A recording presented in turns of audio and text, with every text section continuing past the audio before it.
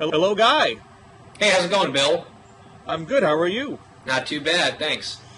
So, making a return appearance on our weekly The Weekend Blog show on bloggingheads.tv, Guy Benson, why don't you reintroduce yourself to the fans out there? Yeah, well, I'm glad that I was not considered to be so inept or offensive that they've invited me back. So that's, I guess, a good sign. I'm the political editor at townhall.com, and I also host a radio show, which airs in Chicago and Washington, D.C., and I do some other pundit-related activities on TV and the Salem Radio Network, among other places. Excellent. I'm Bill Scher with Campaign for America's Future. I blog there at ourfuture.org, also at liberaloasis.com, where I host the Liberal Oasis radio show podcast. Now, we're going to dedicate this week's The Weekend Blog to the upcoming elections, some of the hot Senate races, but you, Guy, were in eastern Massachusetts, the other part of the Great Bay State where I reside, doing some opinion journalism, shall we say, in regards to the Barney Frank race. Yep, I went up there to cover two races, the Barney Frank race, which is up in the 4th District, then there's another race that's very competitive in the 10th Congressional District, which encompasses much of Cape Cod, the islands, and then the kind of eastern shoreline south of Boston, and that's between Jeff Perry and Bill Keating. That's a very nasty campaign as well. But since I was in your neck of the woods, sort of, I figured it'd probably be a pretty good place to kick things off. And I'm deeper in the woods here in Western Mass. You're way out west. I was really amazed. I don't know that much about Massachusetts politics, or at least I didn't until the whole world was looking at Massachusetts in January in Scott Brown's race against Martha Coakley. And the thing that was amazing to me, Bill, that I had not realized before, I always just assumed, I don't know why, that as you got farther and farther west in the state, you would find more and more conservative voters, but that's not the case at all. It seems like it's a liberal enclave way out there in the western part of the state where you're at. You have some very deep blue and some very deep red when you come out west, because you have college towns and tourist towns, but you also have very rural areas too. So, there is the Western Mass 912 project is out here, but the representative in my district, Richard Neal, is not the most liberal of Democrats. He's somewhat of a moderate Democrat because some of the areas around Springfield are not terribly liberal, whereas the other district, John Over, is probably one of the most liberal congressmen in the House. And my understanding is that the 10th Congressional District, which is where that Perry and Keating race is taking place, is the most conservative district in the state. Scott Brown carried about 60% of that, I think exactly on the nose, 60% a few months ago, and that includes Plymouth and Barnstable counties. So anyway, it's very interesting. I think that's the race where Republicans have the best chance to win a seat and pick up a seat in Massachusetts, but I guess there's this outside shot in the 4th with Barney Frank. His opponent's name is Sean Bellet, and he has become a cause celeb on the right. This guy is an absolute rock star in the conservative blogosphere because people are just giddy beyond belief at the mere notion that Barney Frank could possibly lose. So, I mean, is it less about Belot himself and his own performance, or just the notion that you could take out Barney Frank? It is mostly about Barney Frank. I think that the entire race hinges on what voters think of Barney Frank as they've gotten to know him over 30 years and all of his various colorful issues that have gone on in his district and his personal life. But Belot himself is actually a pretty impressive guy, and I don't think you should discount that either. He's got degrees from Harvard and Georgetown and the University of Pennsylvania. He's one of these Ivy League eggheads. He is. He's an Ivy League guy. Talking down to us.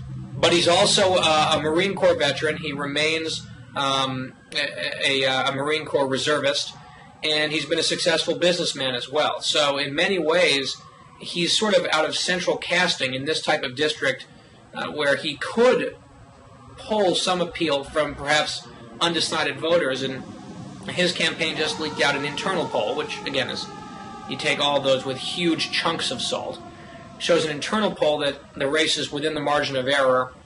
I'm not 100% sure that I'm convinced by that, but I don't think that Frank is up by the 19 points that he claims to be. Well, you mentioned in your own post about this, and this was a town hall post you did? Yeah.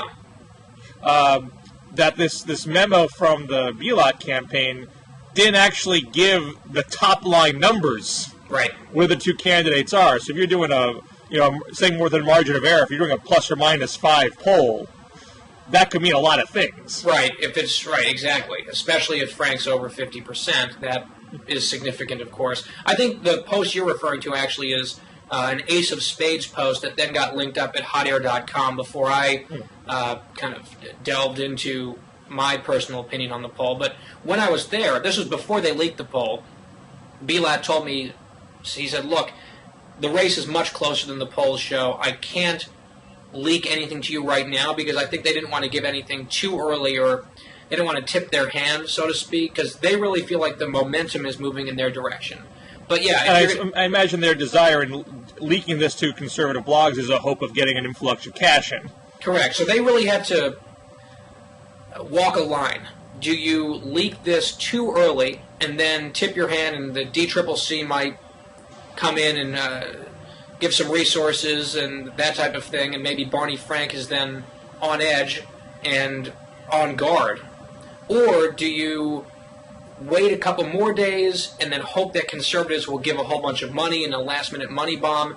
And by that point, is it too late? Can you really take in all that money, process it, and spend it, since we're 5 days away now from the election? So it was definitely a tough call for them, but I guess on balance they decided that releasing that polling data was worth it for them. And now we'll just see. They really strongly believe, based on my discussions with them, that they can win this race. Scott Brown won that district, by the way, by less than 1 point. He won it by just over 1,000 votes. And Bilot says that he really thinks he can outperform Scott Brown in a couple key places like Wellesley and Taunton. And if he does that, then you could have a Congressman Bilot, but I still wouldn't put my own money on it.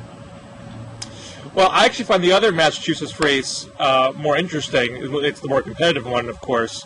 And it strikes me as a bit of a microcosm into the broader national landscape, in that you have a Republican with a decent shot of taking away a Democratic seat in a traditionally Democratic district, because of a lot of frustration with the current state of the economy. And I should just point out, it's an open seat. Bill Delahunt is retiring.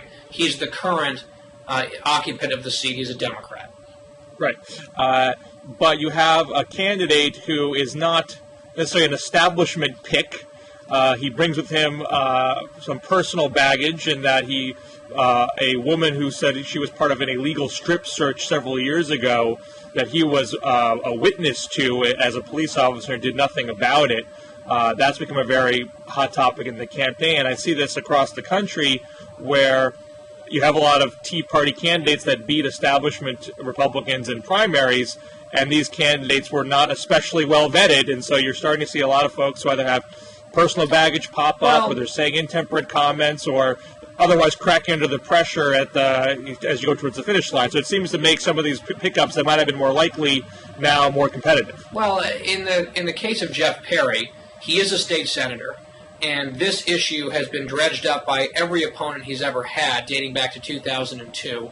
He's never been accused of any actual wrongdoing. The person responsible for the illegal strip search is in jail. And so, to me, this is really, and by the way, the more establishment Republican primary opponent of Perry's beat this issue like a drum during the primary, and the more negative and more nasty he got, the larger the lead for Jeff Perry became. And he refuses, Perry does, to go negative in this race. Bill Keating, the Democrat, has run a 100% negative campaign. And he still looks like Perry has a really good chance of winning this race. And I think you're right in one sense. You said that this is somewhat emblematic of the way a lot of races are going around the country. And I think that's true, in that you have Democrats grasping at straws, really, and dredging up these small little personal issues and trying to sling mud, whereas the Republicans are trying to stick to issues, because clearly issues favor the GOP at this point. That's really one way to characterize the situation. But you were there. You're in the district. I mean, how much of an issue is it becoming with the broader electorate? Is that the focal point of discussion, or people that are talking about the issues and ignoring that stuff? Well, it's both, and it's funny, I talked to a couple of voters, and it was odd because I spoke to one Republican insider, a woman, who was very concerned about it because she thought that Perry had not gone on a counterattack, had not been effective in that respect, and she thought the issue could really hurt him, and was lamenting the perceived character problems that might be determinative in that race. But then I spoke to a Democrat, a woman who's a Democrat, who is a strong Obama supporter, still loves Obama, who was completely turned off by the attack. She said she's heard about them now for months. She said it's a 19-year-old story that's completely irrelevant, and she's sick of hearing from Bill Keating about it and wants to hear why he should be elected, which is something Keating hasn't really spoken about too much. And, you know, the temptation for Jeff Perry is to go after Bill Keating's record as a district attorney, because Keating has a pretty shady record when it comes to plea bargaining rapists, violent rapists. And that doesn't sound like staying on the issues. Well, but that's what I'm saying, though. He hasn't done it. I know the NRCC has tried to peddle some of that stuff, and I've written a little bit about it, but Jeff Perry just won't touch it. He hasn't put it in any ads. He hasn't put it in any mailers. He is sticking to the issues. Why don't we shift to the big Senate races that are heating up, and a lot of them, you're still seeing a lot of tight polling. One poll that just came out today, it will be yesterday by the time this is posted, in Alaska, probably maybe the wildest race of them all. Although for Kentucky, Illinois might dispute that. That is one of the more wilder ones. So it's the first poll that has shown the Democrat Scott McAdams in second place and not third place, with a huge drop in the Republican Joe Miller's numbers down to 23%. And this poll didn't list Murkowski, but just said write-in candidate, and had the write-in candidate at the lead of 34. And I think Jonathan Martin at Politico tweeted that Scott McAdams could win with those sorts of numbers because a number of those write-in votes might get disqualified. Now it's one poll. There's not another poll that's like this. But Daily Kos. This was posted at the Mud Flats, which was an Alaska blog. I can't even go to the Mud Flats site because it's down now, and I assume it's people flooding in to look at these poll numbers. But Kos has a post up there. Using it as a momentum builder to raise money, and saying this is a real game. The situation's quite fluid, and knowing this poll even came out before the most recent news about Miller's employment record came out, that he admitted to lying about this ethical violation. Oh yes, a terrible scandal. Well, I mean, just speaking objectively, it's clearly not helping Miller. This is a guy who was really new to the scene. Anytime you're new, and even a small scandal pops up, it tends to raise doubt in folks. What else is there about this guy? Yeah, but at the same time, Ted Stevens in the same state was literally convicted of a felony, and he still almost won. Although the felony conviction was totally bogus and got thrown out conveniently right after he lost, and that's why we have a Senator Begich. But you can't compare. I understand you can't compare Ted Stevens, who was there forever, with a relative newcomer like Joe Miller. But look, the one poll that you're talking about here, Bill, is from a polling firm that I've never heard of in my life, and I know I haven't either. Yeah, so Alaska's a very difficult race to poll, especially this cycle, for a number of reasons. First, you've got the geography generally. It's a tough state to poll. It's so big, and the population, it's a notoriously difficult state to survey accurately, point one. And point two, when you've got a write-in candidate, it makes it even harder, because my guess is more people are saying to a pollster that they're willing to write in Lisa Murkowski's name than will actually go through the trouble of doing so. And that throws a monkey wrench, I think, into this whole process. And how it's actually going to shake out in reality is a mystery. My gut instinct tells me that Joe Miller's still going to win this thing. Every other poll that I've seen in the last few weeks shows Miller ahead, Murkowski slightly behind, and McAdams lagging by 7, 8, 10 points after that. But we haven't seen any polling after the most recent news that he admitted to lying in this instance, where he had basically created some sort of online poll and then went around public computers to then vote on different computers so he could rig the numbers. Oh no. he took an online poll at work during his lunch hour and lied about it. Yeah, it's not good. You're right, but the way Murkowski and the fact that he spent a week saying, I'm not going to answer personal questions, don't ask me about them, it's unfair, and then have it be forced out through a court, when if it is a small deal, and I certainly would argue that it is, he could have just copped to it way early and said, hey, this happened, it's no biggie, and I apologize for it, and it wouldn't be a big issue. No, so, of course he could have... So all I'm saying here is that we haven't seen polling after all of this, and it would not be unusual for this one poll to end up being on the front edge of reality because the scandal was on the upswing. That's possible. He could have definitely handled this a lot better than he actually did. I'm not doubting that. I think Murkowski went way overboard here in terms of calling into question his honor and his whether he's fit to serve in the United States Senate. I mean, here's a woman who lost a primary and, like a sore loser, decided that she was going to jump back in for the people to retain a seat that she was given on a silver platter to her by her father. So he, on the other hand, won a Bronze Star in Operation Desert Storm as a law degree from Yale. It's not like he's a schlub. I think comparing him to some of the other so-called Tea Party candidates is unfair because he's a pretty serious guy. So he may have... Well, John Cole at Balloon Juice headlined his post about the emissions, restoring integrity and honor one teabagger at a time. No wonder he was the one talking in the past about... the media, if teabaggers are so interested in cleaning up government, they could start by not electing known liars to the Senate. Now, you could say that is an overwrought comment, but Joe Miller is one who is equating any earmark with corruption, which is a dramatically overblown statement.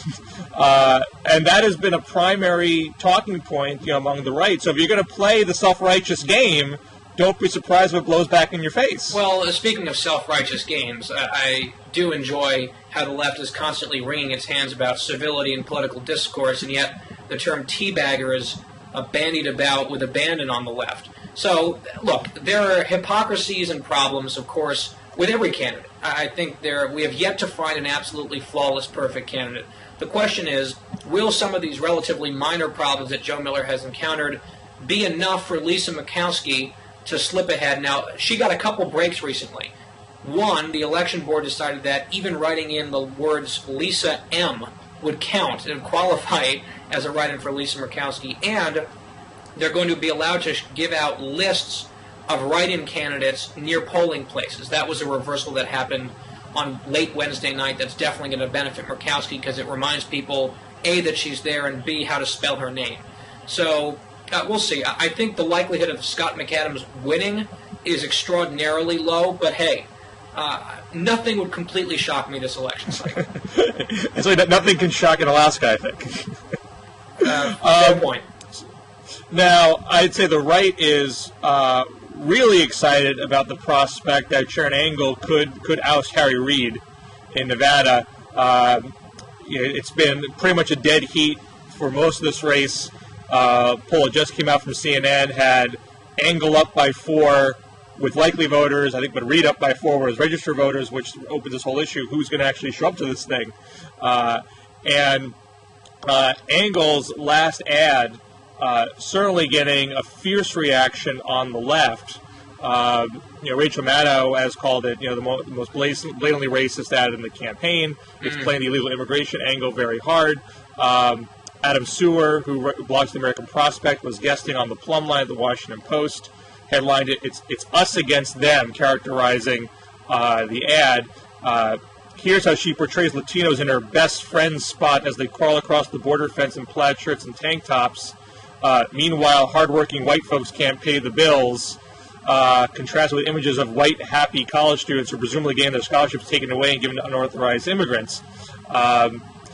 And so this raises the question: how does this play? Does this goose the anti-immigration right to rise up in this case, or does it rally Latinos who have been polled to? The polling has indicated they've been less enthusiastic about the campaign because immigration reform didn't pass. The economy is still poor. Does it become a rallying cry and then change that likely voter pool? Well, I think that illegal immigration is a very potent issue in Nevada. It's a huge issue in that state, and the percentage of illegal immigrants who work in Nevada is the highest in the country, as a matter of fact. And Harry Reid completely butchered his statistics on that a few weeks ago. Of course, Sharron Angle, it looks like they've done polling, and it shows that it's a very effective issue for them. It is a fact that most illegal immigrants in Nevada come from south of the border. So, are you sure about that? I thought Angle said they come from Canada. Asians from Canada, I believe. Nice. She didn't actually say that. So people want to find racism wherever they can find it. I know MSNBC is going all out with the racism and the Nazi angle, kind of last-minute death throes, I think, and just pure desperation. And look, there have been racial comments made by people on both sides. If we really want to kind of parse every statement and comb through it for possible racial implications, we can do that. The president talking about the Republicans going to the back, sitting in the back, I think that's a completely overblown controversy. I know some conservative bloggers have been writing about it. I don't think he meant anything racial by it. Harry Reid, though, himself, a few weeks ago, it might have been a few months ago at this point, said that he saw no reason why any Hispanic person would ever be a Republican, which I think is ironic considering that a Hispanic Republican is about to beat his son in the governor's race like a drum. So, look, Harry Reid is in big trouble.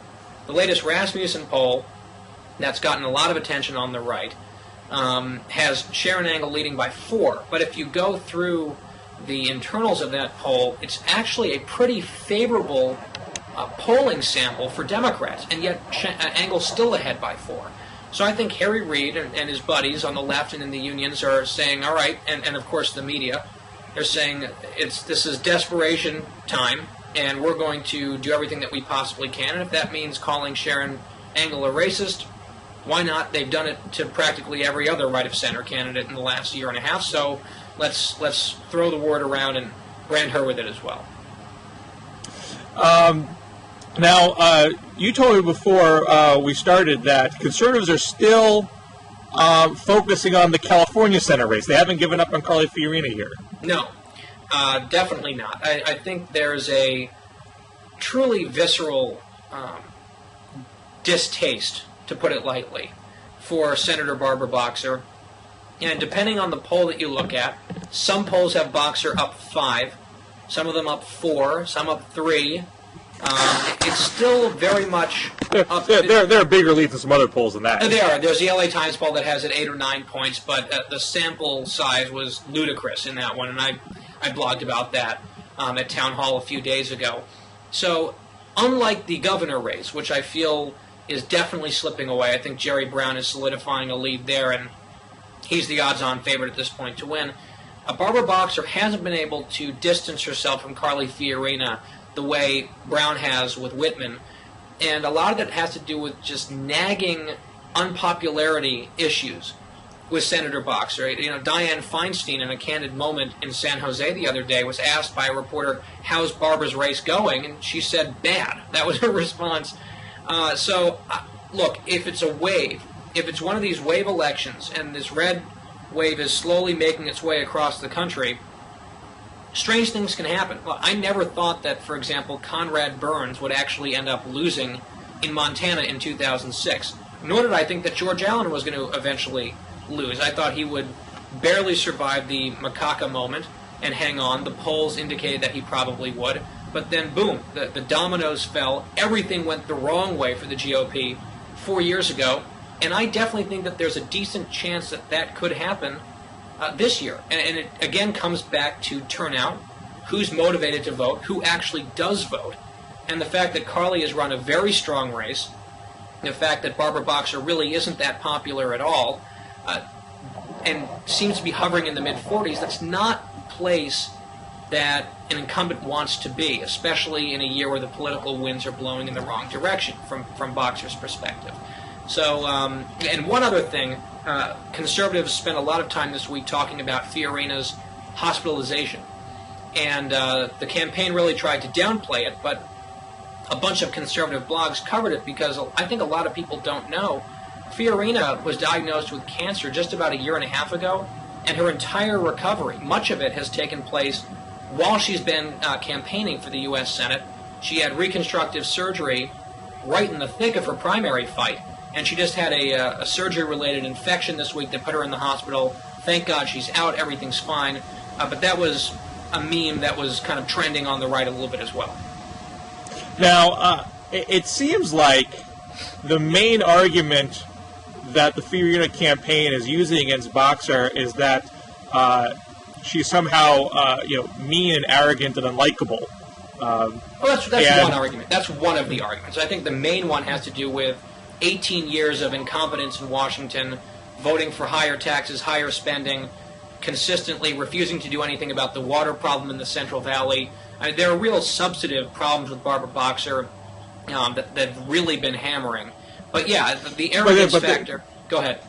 Well, and there's this video that David Zucker of the famous Abraham Zucker team. Right. Although I believe David Zucker is the only conservative of the trio, and he's become more outspoken conservative in recent months. Did a video skit playing off of this incident last year where Boxer was at a Senate hearing and a military man addressed her as ma'am, and she asked him if he could address her as senator and not ma'am, and conservatives saw this as some sort of a unique and crystallizing moment of the inner evil that is Barbara Boxer. And so the skit goes on, and in sort of classic Zucker style, one person after another is saying, "Don't call me this, call me that. Don't use this title, use that title." And like many SNL sketches, it goes on about 3 minutes too long. Yeah. But I'm just struck by the focus on that on the right. It never struck me as being that big of a deal in the first place, and not saying I don't think it ever captured the fancy of California voters, and it doesn't seem to be the silver bullet that would knock Boxer out now. Yet it seems to be the main thing that's being drummed on at the moment. Well, I don't think it's a silver bullet, but I think it definitely doesn't help from Boxer's perspective. I think that more than anything, that is a motivational tool to get conservatives and Republicans and people who just frankly don't like Barbara Boxer, make sure that they get out and vote. Because you might say it's not a big deal, but I thought it was just typified. That moment typified this is the clumsy arrogance of Barbara Boxer. And when you first saw that clip, Bill, did you honestly not even cringe a little bit? I didn't. I mean, I think this could be a case. Now, obviously, we're on the left and the right. You're going to see things through different prisms, so maybe I'm the one out of step here. But I saw it as someone, she says in the clip, this is a thing with me. She wasn't being angry at the guy. She wasn't presuming he was being disrespectful. She was being a little self-deprecating and say, "Hey, could you do this for me?" And it was a little lighthearted, and it didn't strike me as being this ogreous moment. And obviously those on the right saw it differently. Yes. But the question is, what are the broader electorate in the middle of California going to think about it? And I think it's possible that the right thinks it is a bigger deal than most voters do, and by overemphasizing it now is a wildly off-message thing to do in the last week of a campaign. Well, I don't think that they're overemphasizing anything, especially the Fiorina campaign. They ran a Senator Ma'am related ad months ago. When the general election really kicked off. They haven't really hammered on it that much. The Zucker video kind of went viral in righty circles. It was linked a bunch of places. I found it moderately entertaining, a few of the lines. But I don't think that this is a key campaign issue for the Fiorina people themselves. I was just out It's not their closing argument, you're saying? Oh, not at all. I just spent a couple days with them out in California about a week and a half ago. And they're a very serious, issues-based campaign. And look, if you need to get a sense of where the general electorate is on this, especially the liberal California electorate, just look at some of these newspaper endorsements. The LA Times endorsed Barbara Boxer in the offering the most faint praise perhaps I've ever seen in an editorial endorsement. I suggest you don't read a lot of LA Times endorsements. I think that's their general tone. Yeah, what they said was, the bottom line, the way I described it was, they're pretty much conceding that she's kind of odious in many ways, but at least she agrees with them on issues. And then you've got the San Francisco Chronicle that refused to endorse anyone in the race, which was a real eye-opener, and they just laid into Barbara Boxer. For 18 years of ineffective leadership, she had her one big bill stripped from her because she's so partisan and so ineffective in the U.S. Senate, and that was cap and trade.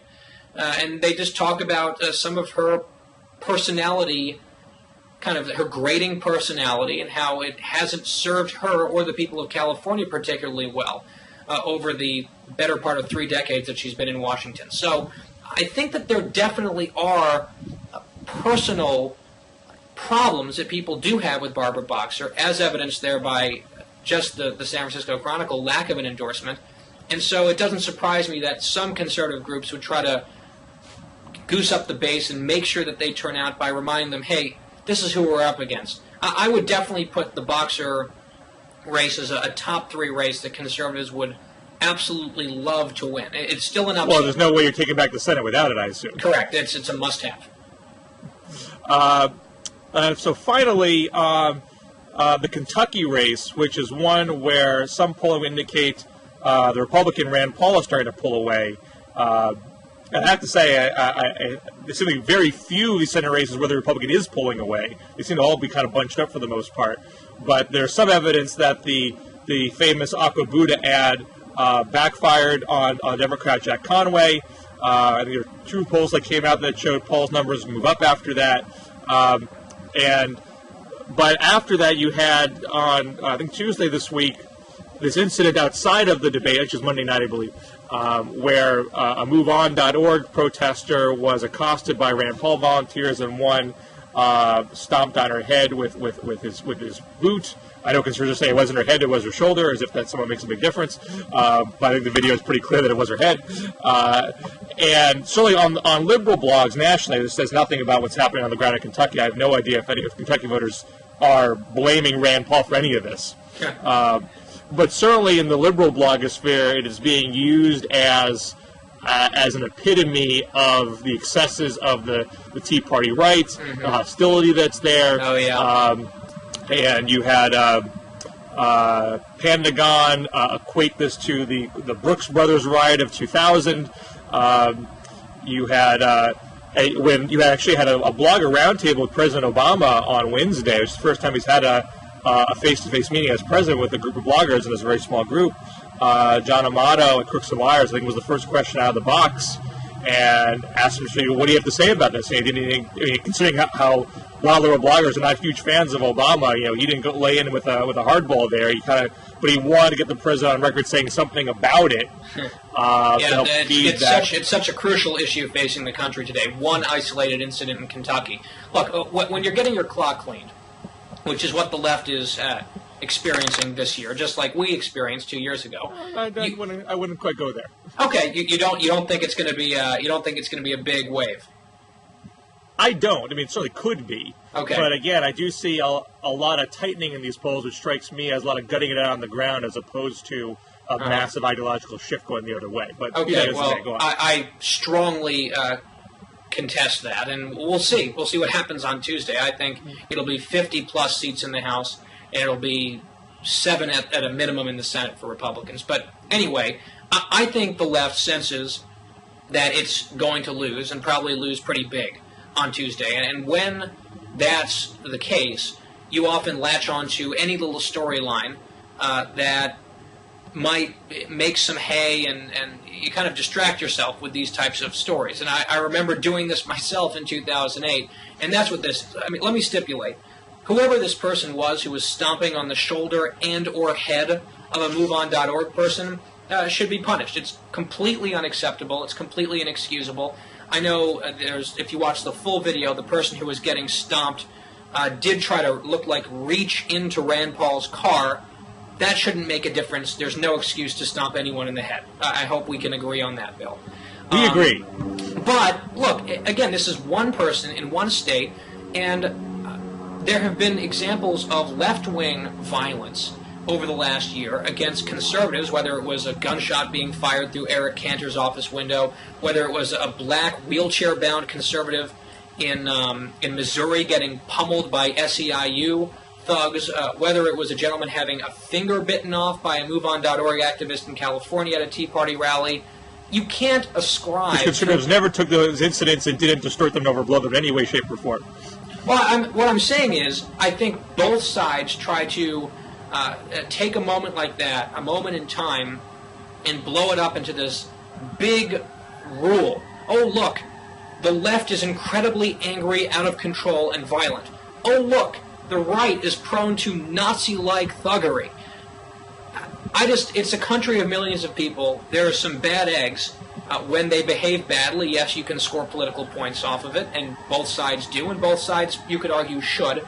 But I really, really doubt that outside the, shall we say, epistemically closed world of the liberal blogosphere, I don't think this incident is really going to resonate that much with virtually anyone, and I think Rand Paul is pulling away. And I think you're seeing actually more than just Rand Paul pulling away. You talked about that before. I think Pat Toomey, things got a little bit closer. He now seems to be up pretty comfortably.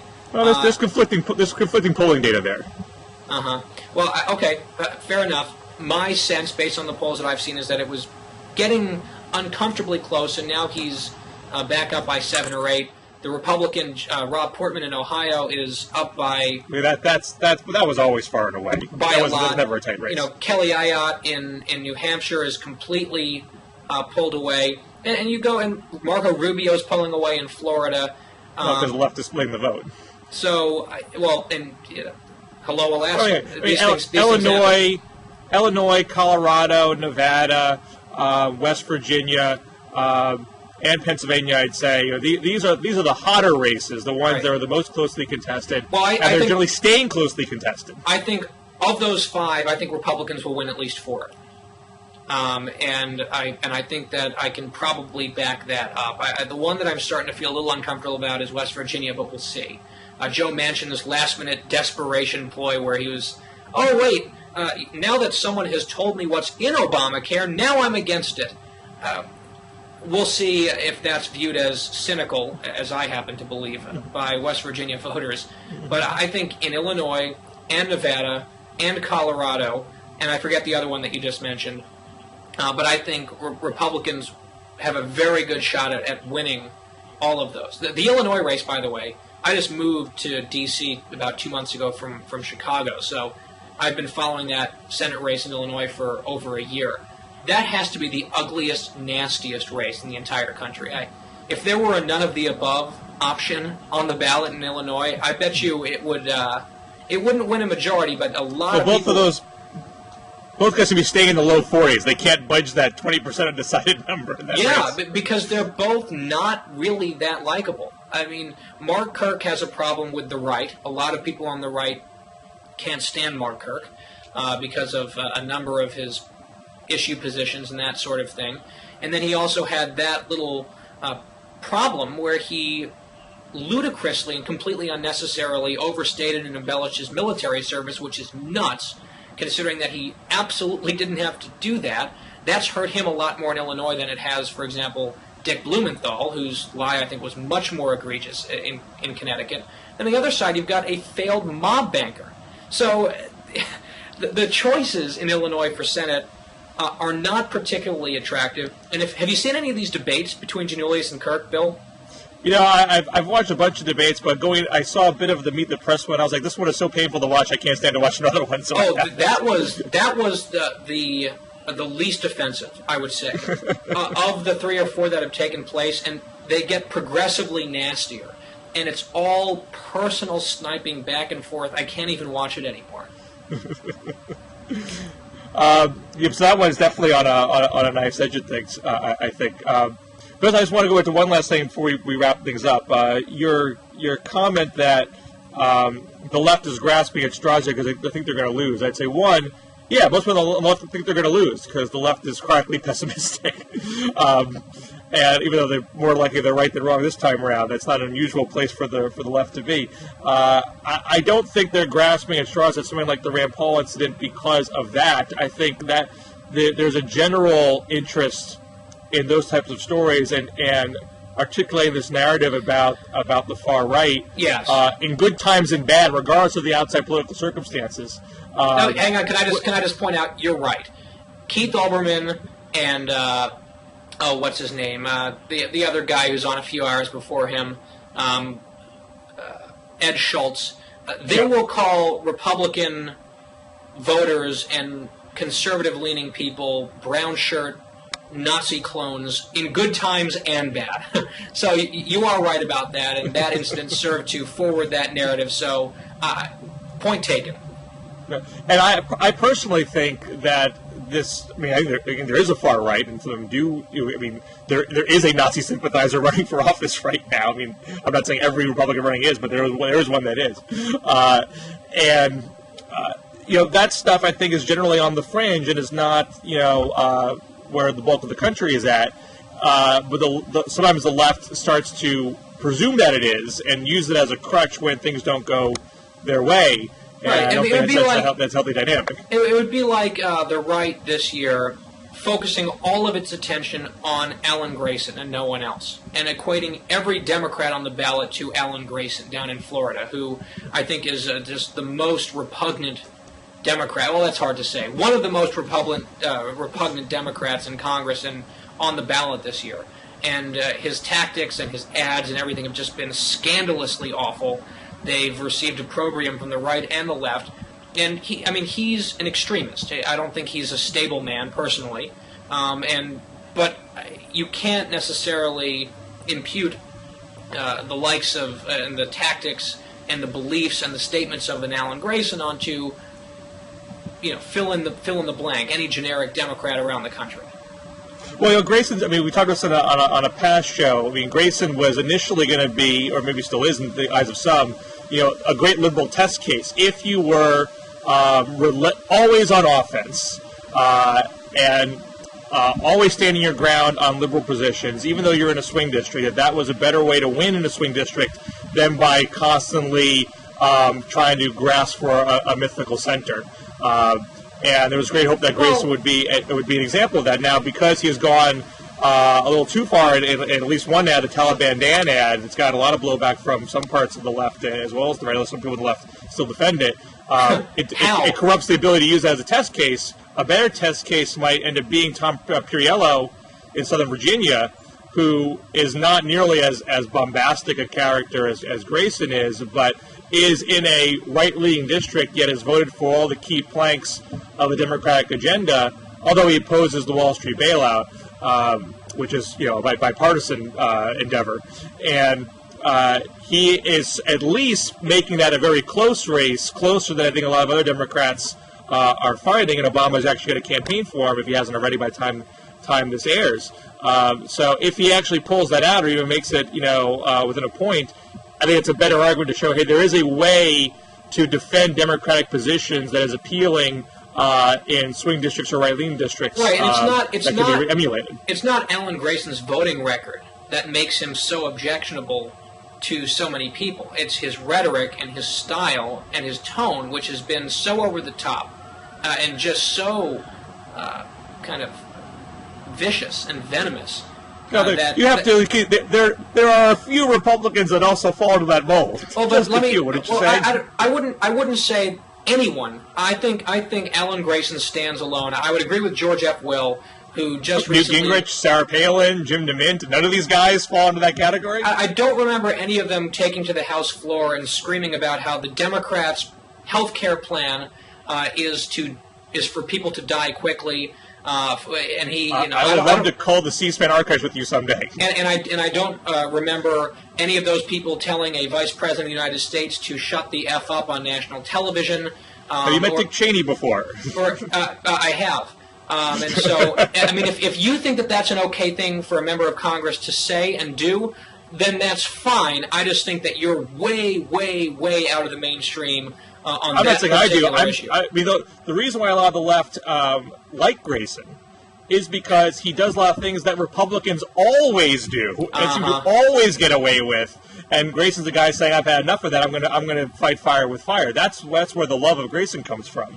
So for Republicans to get all bent out of shape about it seems hypocritical to me. Missed all that behavior from Republicans shrieking on the House floor and using obscenities on national television to talk about the vice president. But the Obama administration campaign, or the Obama campaign rather, was all about hope and change and changing the tone in Washington and civil discourse and all that good stuff. And yet, Joe Biden was down in Florida this past week campaigning with Alan Grayson, which was an absolute shock to me. could not. They would like to hold their majority, but I mean, Obama and Biden, I think, they get shots from the left because they try so hard to maintain civil discourse, and the left says, we want less of that from you. So it's notable that Biden did go down there, but at the end of the day, it's about having as many people on your team as possible win their seats. That'll be a winning message for the left. If only our elected officials were ruder, that would really win over the American public at all. I'm not even saying that as a uniform view of the left. But there are some on the left, clearly a lot in the bloggers that do take that view, and it's been the view of a lot of Republicans that the way to play the game is by throwing a lot of sharp elbows, not by having high-minded, ideas-based civil discourse. Well, by the way, and if there was a Wesleyan study this year, just came out 2 days ago, that showed that in this cycle, Democrats, in terms of personal attacks, are outspending Republicans 2-1 on the personal attack front. So the idea that, just the left is as pure as the wind-driven snow, and they just have to somehow keep up with the dirty, vicious gutter politics of Karl Rove and Ed Gillespie, I think it's a total fairy tale. Hey, quick question for you, Bill. Did you see? Yes, sir. Did you see President Obama's appearance on The Daily Show? I did, and I blogged about it, and my title of my post is Jon Stewart is wrong. Okay. What did you think of Jon Stewart referring to the President of the United States as dude? I thought it was a little disrespectful. Although he's a comedian, he has the right to be disrespectful. So I'm not enraged by that. And I think the bulk of the interview, Stewart was not trying to be disrespectful, but I thought at times he was. But he's got the right to do that. I object to Stewart's opinions that he expressed in that interview, which is what my post was about. I saw that Rush Limbaugh was blaming the president for Jon Stewart saying "dude," which I didn't understand at all. I didn't hear Rush's show today, so I couldn't comment on that. But I'm sure it was entertaining. But you were struck by that exchange as well? There was something striking that kind of freezes you in your tracks when you see the President of the United States, no matter what you think of him. Obviously, my opinion of this president is not very high, but he's still the president of this country. And to see sort of a glib, very bright and often very entertaining comedian like Jon Stewart sitting back across the table and very nonchalantly referring to the president as dude, while sort of chiding him for a choice of a phrase that he used, which of course was the heck of a job comment, which brought back some unpleasant memories for many of us. For Stewart to kind of go as far as he did, and I don't think he did it as an intentional jab. I don't think he said, it's a spontaneous comment. Exactly. Yeah, I don't think. But it was. Who was it? Dana Milbank, I think, in the Washington Post today, called it an indignity, and that was endured by the president. And it was slightly surprising to me. An eyebrow was raised. Let's put it that way. Well, I do think it was a little bit disrespectful, but I live in a country where you're free to be disrespectful to the president, and that's a good thing. So I'm not enraged by that. No. The bigger issue to me, which is what I blogged about personally, was the charge that Stewart gave was that Obama was somehow timid in his healthcare legislation. Yeah. I just find wildly off the mark. Me too. And his argument at the end was, because you negotiate with the insurance industry about this somehow makes the bill timid. And my point was, sure, there are plenty on the left that don't like that he did that. I wish that he made public option do or die the stance. And what I said was, look, by talking with the insurance industry, you're taking a political risk. By opposing the insurance industry, you're taking a political risk. The timid thing to do is to not address the issue and to duck it, which is what most presidents have done. So just the mere fact that he took on the issue in full is an act of political courage. You can still not like the bill for whatever reason. Well, and but I think calling it timid strikes me as just completely off base. Sometimes I really am struck by how far apart many of us really are in terms of worldview, in terms of how we perceive things. I think the idea that President Obama would be criticized on the left for not being hard-charging enough in his pursuit of a leftist agenda would be laugh-out-loud funny. I think truly a lot of conservatives could not even conceive that the left would be bent out of shape over Barack Obama for not doing enough fast enough in what we see as the wrong direction. And yet, he goes on The Daily Show, and there's a lot of colleagues of yours in the blogosphere going, yeah, John, get him. dude. Whereas we're sitting there saying, what the hell are they talking about? What do you mean he's been timid? So I guess we'll see which side of that general debate the public tends to come down on, at least in 2010. I have my suspicions. My public prediction is that the Republicans will pick up 53 in the House, 8 in the Senate, and maybe we can do this again sometime soon and exchange notes. Do you have a prediction, by the way? Have you done any? I have a prediction. I don't consider it one of great certainty. I didn't go through the House races line by line or anything. I am an optimist by nature, so I'm saying Democrats hold the House with a single-digit margin and lose 5 seats in the Senate. All right. So they end up with 53. All right, we're both on the record, and we'll exchange notes. And I, by the way, am sort of pessimistic on these types of things. I'm what Allah Pundit at hotair.com would refer to as an Eeyore a lot of the time. And yet I've managed to build up the confidence to make the prediction that I just did. I've made it a few places, and I'm very skeptical and reluctant to embrace some of my colleagues on the right who are saying it's going to be massive, it's going to be 70-10. I'm not willing to go there at all. But fingers we'll find crossed. out soon enough. Fingers crossed. Always good to talk to you, Guy. A lot of fun, Bill. Thanks for having me on again. My pleasure. We'll talk to you soon. Take care. See ya.